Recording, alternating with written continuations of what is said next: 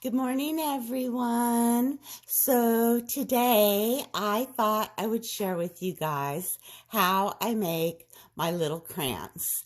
And I'm going to give a shout out to the polymer clay artists out here. The design I'm going to show you works for polymer clay as well as glass.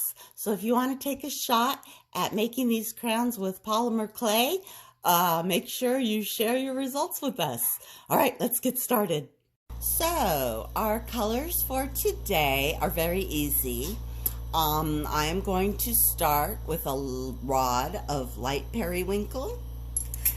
I have a rod of dark periwinkle. I have a commercial stringer of black, and this is just regular black, not intense black. And then I pulled a little tiny stringer of regular light periwinkle, and that's all you need. It's basically 3 colors, so super easy. Okay, so let me show you a bit how this raw barrel looks. I want my colors to kind of match up in a straight line, so I've laid down my wraps so that the light periwinkle and the dark periwinkle kind of bump up against each other in a nice straight line on both sides. Now I've done 2 wraps of the light periwinkle, and then I did 4 wraps of the dark periwinkle, and then 2 wraps of the light periwinkle, but you can see I kind of did a little less glass on the tippy end because I'm going to go ahead and shape that into a cone.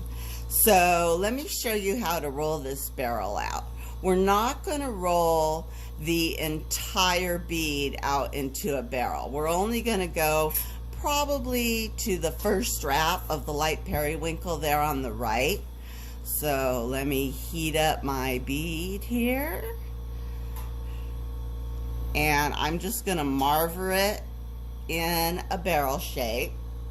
Let's see if I can do this. I was never one who could hold my marver and roll the bead at the same time. I know a lot of people, they have their molds and their marvers in their hand, and I'm like, I can't do it. I'm not coordinated enough. So let's heat that up and marver it. Oops, I'm going to burn my fingers. There we go, just like that. I don't know if you saw that. I'm going to put it back down because that's what works for me. And you can see that light periwinkle is starting to come together in that straight line I talked about. That's what I'm looking for. So I'm going to work here on the left-hand side, and I'm going to put my bead down so that the right-hand side is kind of sticking out. Ooh, and that looks good. Yay. So we got those colors to match up in a straight line, so that's nice. Now let's work on the right-hand side. I still want those colors to match up, only what I'm going to do now is I'm going to angle my bead downward a little bit so we can get that cone started. Just like that. So maybe I can hold it up this time. Actually, let's do it this way. So to make that cone, you're going to angle your bead down, and you just want to make the cone of the light periwinkle. You don't want to cone the black periwinkle. All right, that looks good. That's a good start. Now, here's where I cheat. You can see we still have a line right here where it's not exactly matching up, but what's going to happen, I'm going to put black over that. So, you know, you can hide it if you want, or you can go ahead and marver it out and get everything nice and smooth. I should be showing you guys how to get it nice and smooth. There we go. Okay, I think that's a good base for our crown. Let's make sure the edges and the holes look good. That hole looks nice and thick and round. Good. We could probably just shush this over just a little. Okay, easy, easy, easy. So now I have my black stringer, and I'm just going to lay a stripe right at where the 2 colors meet.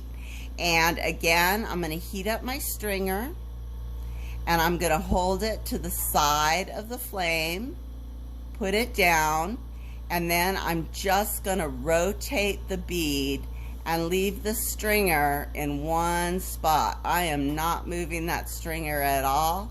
I am slowly rotating the bead, and you will match up every single time.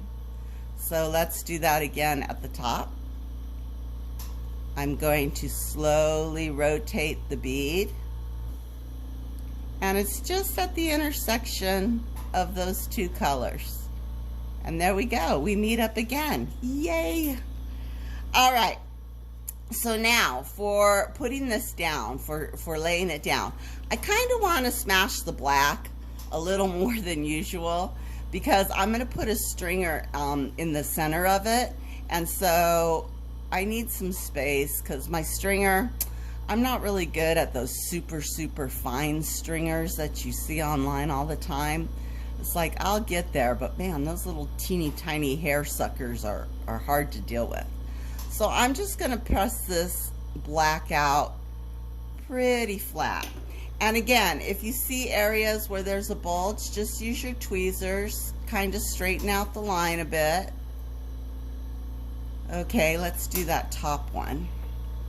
Heat it up. I got my press, and I'm just going to roll it flat.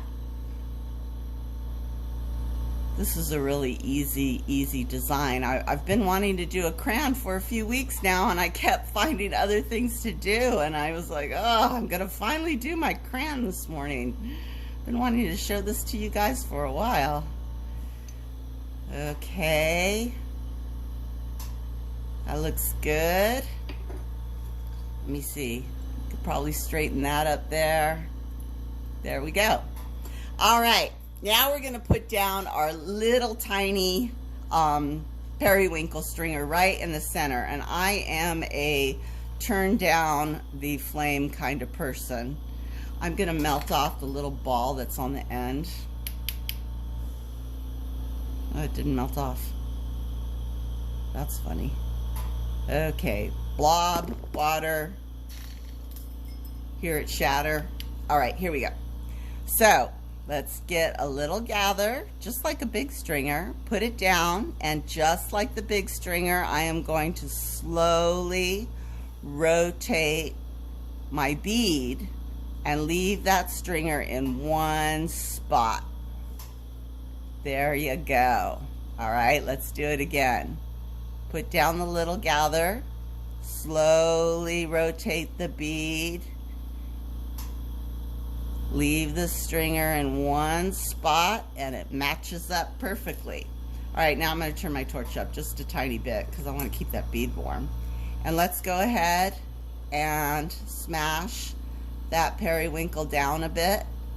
It's actually already pretty well melted in because the stringer is so thin and the heat gets to it very quickly.